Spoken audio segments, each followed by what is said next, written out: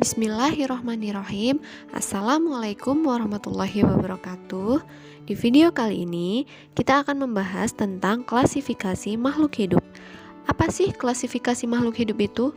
Kenapa makhluk hidup memerlukan klasifikasi? Klasifikasi makhluk hidup adalah suatu kegiatan mengelompokkan makhluk hidup menjadi unit yang lebih kecil. Makhluk hidup memiliki cakupan yang luas. Makhluk hidup sendiri terdiri dari manusia, hewan, dan tumbuhan. Jadi, kalau tidak ada sistem klasifikasi, kita akan kesulitan dalam mempelajari makhluk hidup yang beraneka ragam. Selain itu, kita juga bisa lebih mudah membedakan makhluk hidup satu dengan yang lain berdasarkan cirinya. Nah, sebelum kita bahas tentang klasifikasi makhluk hidup, kita simak dulu video tentang apa sih ciri dari makhluk hidup itu sendiri. Apa sih yang membedakan benda atau non-organisme dengan makhluk hidup atau organisme? Oke, sekarang Miss kasih contoh. Ciri makhluk hidup yang pertama yaitu bergerak. Contohnya pada burung. Burung memiliki sayap untuk bergerak. Gerakannya disebut terbang. Kemudian, apakah tumbuhan bisa bergerak? Ya, tumbuhan bisa bergerak jika tertiup angin. Kemudian, tumbuhan juga bisa bergerak mengikuti arah datangnya cahaya matahari. Contohnya pada tanaman bunga matahari. Selanjutnya, ciri makhluk hidup yang kedua yaitu bernapas. Ikan bernapas dengan menggunakan insang. Lalu, apakah tumbuhan juga bisa bernafas? Ya, tumbuhan juga bisa bernafas dengan menggunakan daun melalui stomata. Kemudian, ciri makhluk hidup yang ketiga yaitu membutuhkan makan. Ya, tumbuhan juga memerlukan makan seperti kita. Bedanya, tumbuhan bisa memproduksi makanannya sendiri dengan cara fotosintesis. Akan menghasilkan gula yang akan digunakan tumbuhan itu untuk beraktivitas ya. Kemudian makan juga diperlukan oleh hewan dan manusia tentunya. Selanjutnya, ciri makhluk hidup yang keempat ada tumbuh dan berkembang.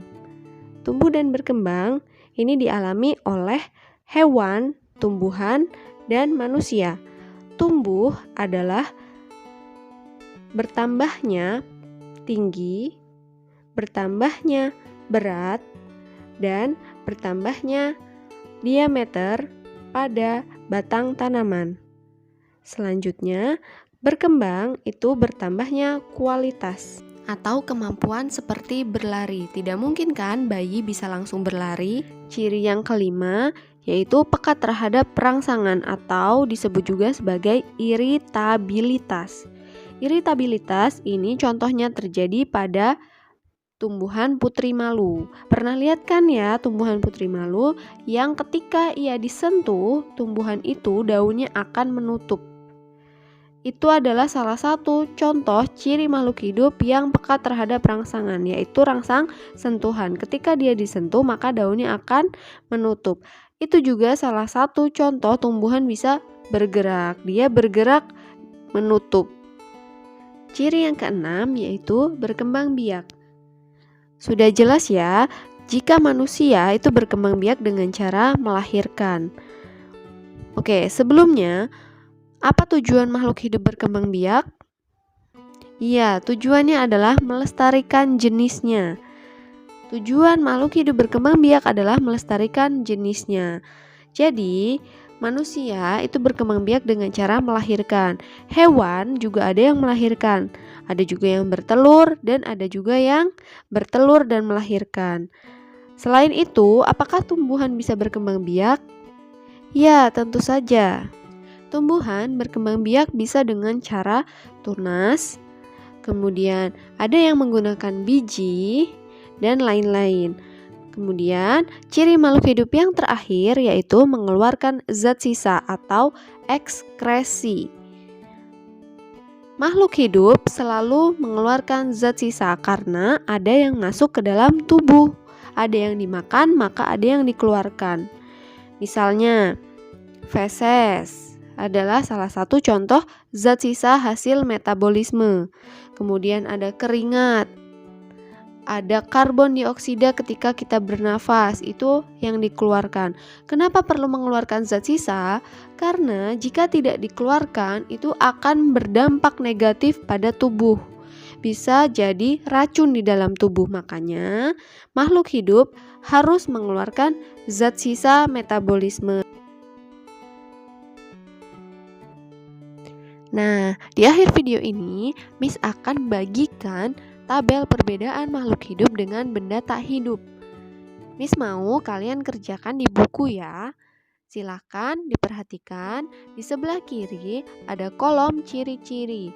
Ada berkembang biak, peka terhadap rangsang, mengeluarkan zat sisa, memerlukan makanan, bernapas, tumbuh, dan bergerak. Kemudian di kolom sebelah kanan ada makhluk hidup dan benda tak hidup. Kalian cukup checklist yang memiliki ciri-ciri di kolom sampingnya ya. Apakah ayam berkembang biak? Checklist jika jawabannya ayam berkembang biak. Disilang jika ayam tidak memiliki ciri berkembang biak.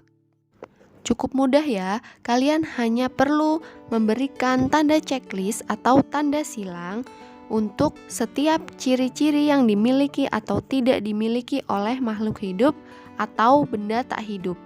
Oke, terima kasih yang sudah memperhatikan video ini. Semoga bermanfaat. Bisa akhiri. Wassalamualaikum warahmatullahi wabarakatuh.